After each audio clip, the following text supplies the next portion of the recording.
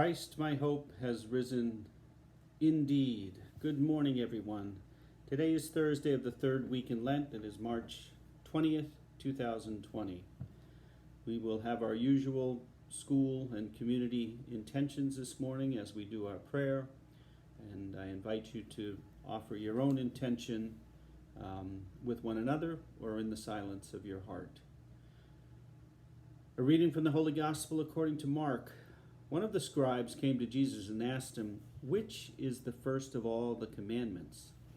Jesus replied, "The first is this: Hear, O Israel, the Lord our God is Lord alone.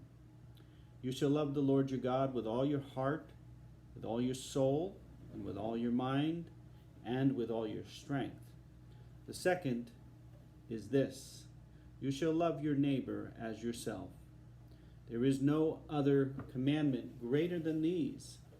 The scribe said to him, "Well said, teacher. You are right in saying, He is one and there is no other than He.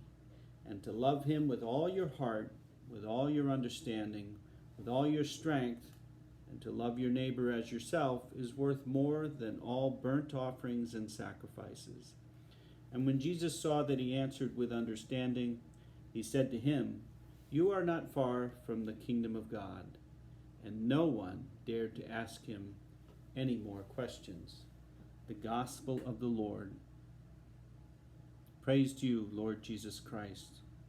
So just thinking very briefly about that, it certainly puts everything in perspective, what we're doing and what we're encountering today. So as we get up this morning, the first thing we do is thinking about loving God with all our heart, soul, mind, and strength, and to love one another, love our neighbor as ourself, and take care of things there at home. Be considerate of your parents and your brothers and sisters.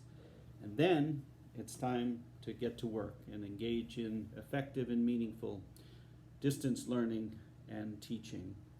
Just remember also to follow your virus season protocols. Even though you're at home, we want to wash our hands and maintain a certain distance and wipe things down and be calm. Use common sense. Be creative about getting your work done today and remain united. And we commend all of you for your efforts, and certainly our teachers and faculty and staff, but for you at home as well. So if you have an opportunity to think about your country, pray for your country, salute your flag, pledge allegiance, that would be great. We need to remain unified, and we wish you all a wonderful day. God bless you.